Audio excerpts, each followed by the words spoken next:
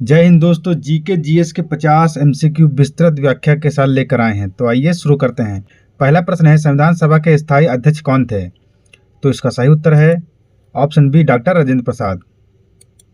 अगला प्रश्न है, संविधान का मसौदा तैयार करने वाली मसौदा समिति के अध्यक्ष कौन थे? तो इसका सही उत्तर है option C, doctor Bhimrao Ambedkar जी।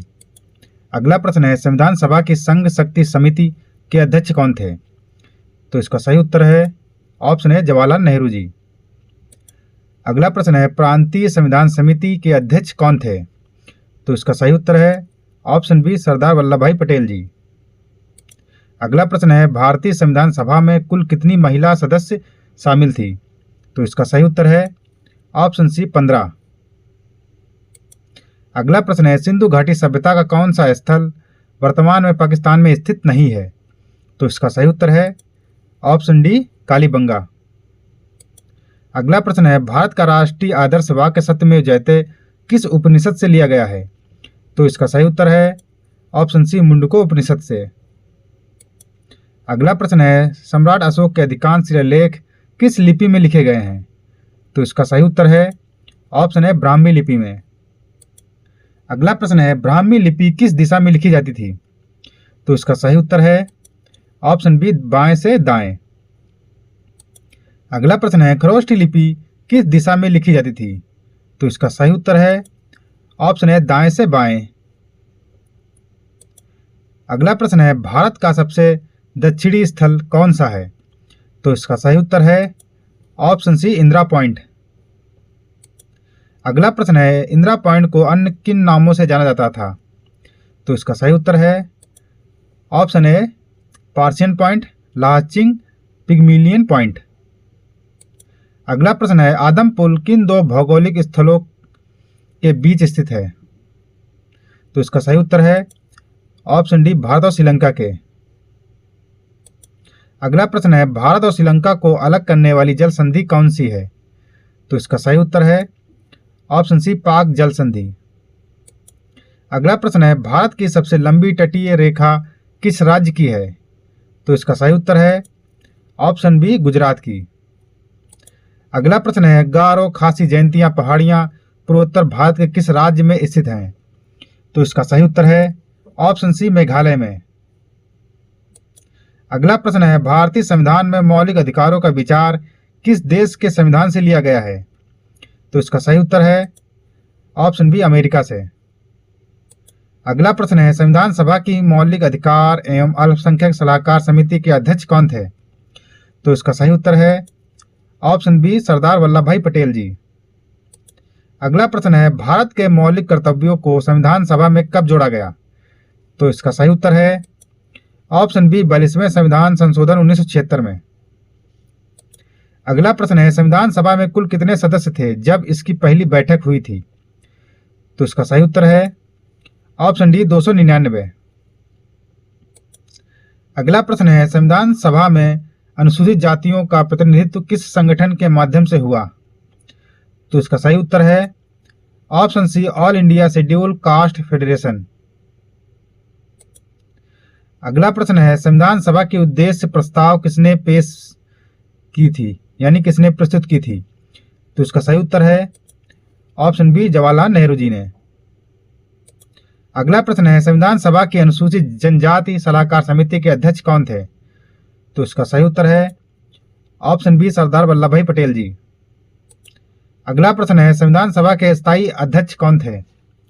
तो इसका सही उत्तर है ऑप्शन है, डॉक्टर राजेंद्र प्रसाद। अगला प्रश्न है, संविधान सभा के स्थायी अध्यक्ष कौन थे? तो इसका सही उत्तर है ऑप्शन बी, सच्चिदानंद सिन्हा। अगला प्रश्न है, संविधान निर्माण के लिए संविधान सभा की कुल कितनी बैठकें हुई थी? तो इसका सही उत्तर है ऑप्शन डी, 22। अगला प्रश्न है, संविधान सभा का निर्माण किसके द्वारा किया गया था? तो इसका सही उत्तर है ऑप्शन बी, कैबिनेट मिशन योजना द्वारा। अगला प्रश्न है, संविधान सभा की प्रारूप समिति में कुल कितने सदस्य थे? तो इसका सही उत्तर है ऑप्शन सी, 7 सदस्य थे। अगला प्रश्न है, भारतीय संविधान को अंगीकृत, अधिनियमित और आदि अर्पित कब किया गया? तो इसका सही उत्तर है ऑप्शन बी 26 नवंबर 1949 को। अगला प्रश्न है भारतीय संविधान पूर्ण रूप से कब लागू हुआ?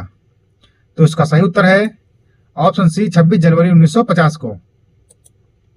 अगला प्रश्न है देवनागरी लिपि का सबसे पहले प्रयोग किस राज्य से संबंधित शिलालेख में मिलता है? तो इसका सही उत्तर है ऑप्शन है गुजरात जयदेव भट्ट शिलालेख से। अगला प्रश्न है प्राचीन भारत में 16 महाजनपदों के बारे में जानकारी किस बौद्ध ग्रंथ में मिलती है? तो इसका सही उत्तर है ऑप्शन सी अंगुत्तर निकाय से। अगला प्रश्न है प्राचीन भारत के किस वंश के काल को स्वर्ण युग कहा जाता है? तो इसका सही उत्तर है ऑप्शन सी गुप्त वंश को। अगला प्रश्न है वेद जो सबसे प्राचीन है और जिसे प्राचीनतम वेद कहा जाता है कौन सा है? तो इसका सही उत्तर है ऑप्शन डी ऋग्वेद। अगला प्रश्न है ऋग्वेद की मूल लिपि क्या थी? तो इसका सही उत्तर है ऑप्शन बी ब्राह्मी लिपि। अगला प्रश्न है संविधान संशोधन की प्रक्रिया भारतीय संविधान में किस देश से ली गई है? तो इसका सही उत्तर है ऑप्शन सी दक्षिण अफ्रीका से। अगला प्रश्न है न्यायिक पुनर्विलोकन यानी जुडिशियल रिव्यू की शक्ति भारतीय संविधान में किस देश से ली गई है? तो इसका सही उत्तर है ऑप्शन बी अमेरिका से। अगला प्रश्न है भारतीय संविधान के निर्माण में संविधान सभा को कुल कितना समय लगा? तो इसका सही उत्तर है ऑप्शन है 2 वर्ष 11 माह और 18 दिन। अगला प्रश्न है वित्तीय आपातकाल यानी फाइनेंशियल इमरजेंसी का प्रावधान भारतीय संविधान में किस देश से लिया गया है? तो इसका सही उत्तर है ऑप्शन सी जर्मनी वीमर संविधान से। अगला प्रश्न है भारत का सबसे छोटा समुद्री तटीय राज्य कौन सा है? तो इसका सही उत्तर है ऑप्शन बी गोवा। अगला प्रश्न है भारत में पहली यात्री रेल लाइन किन 2 शहरों के बीच बिछाई गई थी? तो इसका सही उत्तर है ऑप्शन सी बॉम्बे और थाने के बीच।